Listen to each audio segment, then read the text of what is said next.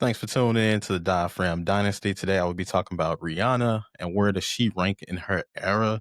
Now, her first project released in 2005, and and her last project that she released to date is was in 2016, which was Anti. So that 11, 12 year period, where does she rank amongst the R&B singers? I'll be getting into that, and we know that she's one of the most discussed, well, not discussed, discussed um, figures that we have in R&B.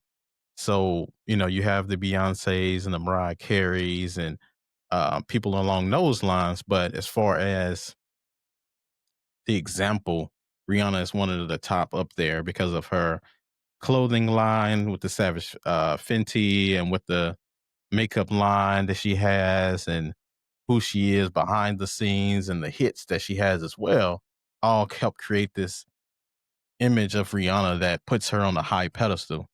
But musically, where does she rank amongst her peers, or not even her peers, but amongst her contemporaries in the R&B field?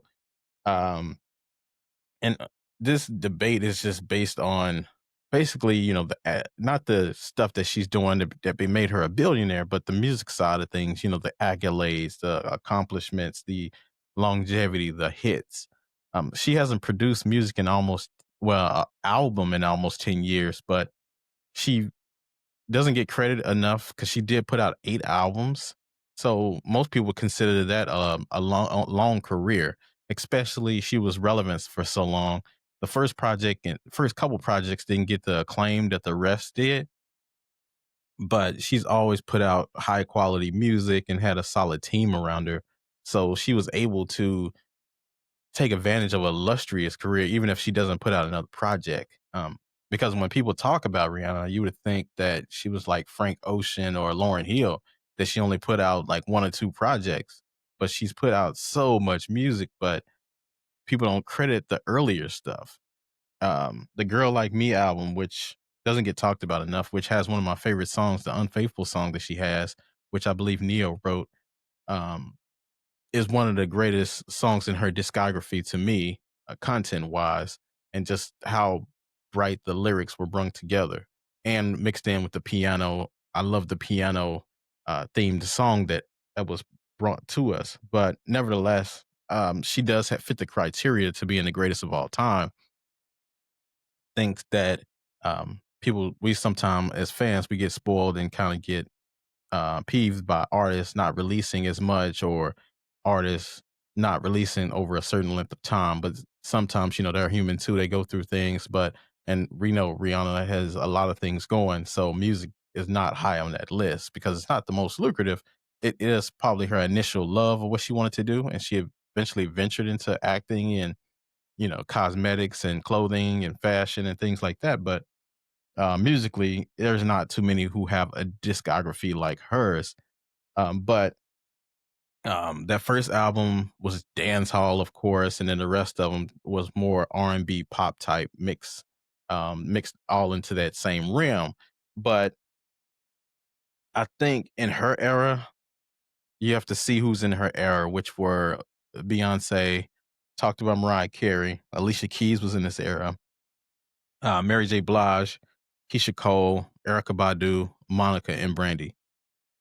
So for this specific era from 2005 into 2016, I do believe Rihanna was second best in her era as far as the accolades and content and hits and all of that stuff. Now, the only person that Rihanna is second to, in my opinion, is Beyonce, because she was already established when Rihanna hit the scene in '05, so she had a head start. But Beyonce has quietly just been killing the charts, and well, not quietly, but she's been killing the charts and sales because all of her projects during this time sold at least 4 million or more. And this is in the streaming area, which is even probably more difficult to get to those numbers, because you have to have a lot of people streaming, and so many streams equals one sale, which is, the math, it still hasn't worked out yet. But for her to do this, but most of her albums did, her earlier albums came in the CD sales business, which she still can sell CDs like a Taylor Swift does or Cardi B just did. You can still get the CDs off because people want to keep the memorabilia or have a physical connection to the artist opposed to just streaming where you could just it's just at your leisure in your phone. People want to have some physical to show that I'm supporting the artist, and they're the top of the top artists are now are able to pull that off, opposed to the smaller artists who, just relying on streams.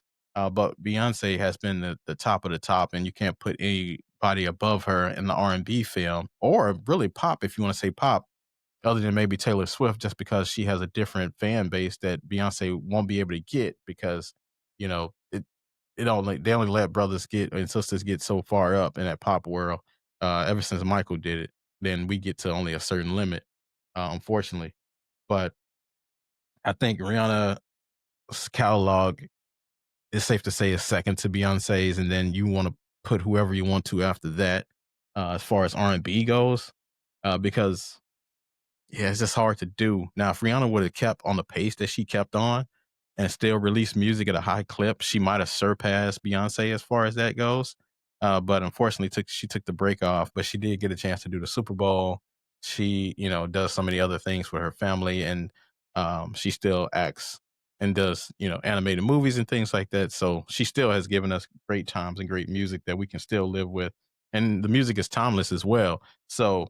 Um, that Umbrella record still gets played everywhere, and it crossed over to mainstream, which few artists in the R&B realm had the privilege of doing, especially, if it wasn't the 90s or early 2000s. Nowadays, it's very difficult for those R&B artists to pop over because the songs or the music has too much soul.